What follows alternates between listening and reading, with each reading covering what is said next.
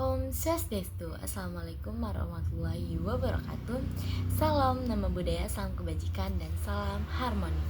Perkenalkan, nama saya Dibi Margatila, NIM 24110111024 dengan nomor absen 16. Di sini saya akan menjelaskan tentang mata kuliah Statistika Inferensial yang diampu oleh Pak Wayan Eka Pramata. Nah, jadi soal yang pertama yaitu jelaskan apa itu kolerasi dan apa itu regresi secara kesederhanaan. Jadi, kolerasi adalah cara untuk mengukur seberapa erat dan arah hubungan antara dua hal. Misalnya, jika tinggi badan dan berat badan memiliki korelasi yang positif, artinya ketika tinggi badan bertambah, maka berat badan juga akan cenderung bertambah. Nah, nilai korelasi biasanya itu ditulis dalam bentuk angka -1 hingga +1. Jika angkanya mendekati +1, berarti hubungannya itu cukup berat atau kuat dan positif. Nah, jika mendekati -1, maka hubungannya kuat tetapi negatif.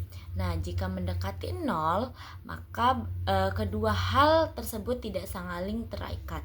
Nah, yang kedua ada regresi. Regresi adalah cara untuk menganalisis dan memperkirakan nilai suatu variabel berdasarkan variabel lainnya. Nah, contohnya kita bisa menggunakan tinggi badan seseorang untuk memperbaiki berat badannya dengan membuat rumus regresi seperti Y sama dengan A ditambah BX. Nah, di sini Y adalah variabel yang ingin diprediksi. Nah, sedangkan X adalah variabel yang mempengaruhi. Nah, A adalah angka tetap dan B adalah koefiensi regresi yang menunjukkan seberapa besar pengaruh X terhadap Y. Dengan kata lain, regresi tidak hanya menunjukkan hubungan antara variabel dengan variabel yang lainnya, tetapi juga membantu membuat peramalan yang lebih akurat. Nah, itu penjelasan dari korelasi dan regresi. Nah, yang kedua ada uraian perbedaan utama antara keduanya, korelasi dan regresi, seperti tujuan, arah, hubungan, dan prediksi. Nah, jadi perbedaan utama antara korelasi dan regresi itu adalah pada tujuannya, nah, serta kemampuan memprediksi masing-masing metode. Nah, tujuan korelasi itu adalah untuk melihat seberapa kuat dan dalam hubungan antara dua variabel. Nah, tanpa mencoba menentukan mana yang mempengaruhi dan mana yang dipengaruhi. Nah, kolerasi hanya menunjukkan adanya hubungan seperti dua variabel bergerak bersamaan. Contohnya itu positif dan negatif, atau tidak hubungannya dengan angka 0. Nah, namun tidak dijelaskan hubungannya sebab akibatnya di antara keduanya. Sementara itu, tujuan regresi itu lebih luas, yaitu untuk memengaruhi pengaruh satu atau seberapa variabel bebas terhadap variabel terikat.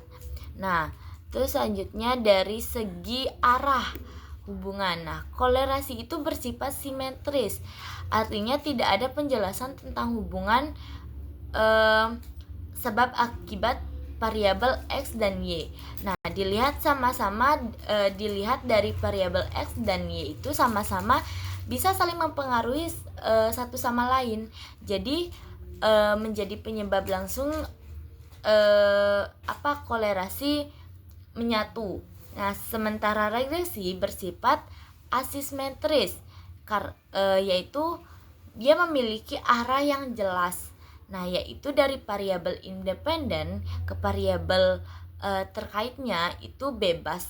Nah, misalnya itu contohnya seperti dalam penelitian pendidikan. Kalau korelasi bisa menunjukkan ada hubungan arah. Nah, kalau regresi bisa menjelaskan seberapa pengaruh motivasi belajar seorang siswa. Nah, terus dari segi prediksi. Nah, dari segi prediksi itu kolerasi tidak hanya bisa digunakan untuk memperkirakan nilai variabel karena hanya menunjukkan tingkat hubungan secara umum. Sebaliknya dari regresi itu memiliki kemampuan prediksi yang kuat.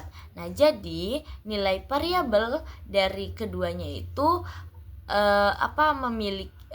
sama-sama memiliki perbedaan yang sangat-sangat kuat.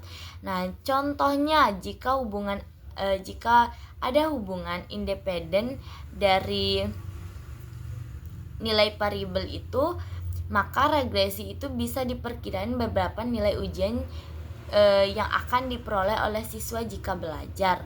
Nah, dengan demikian kolerasi lebih bersifat deskriptif yang hanya menunjukkan hubungan tanpa prediktif.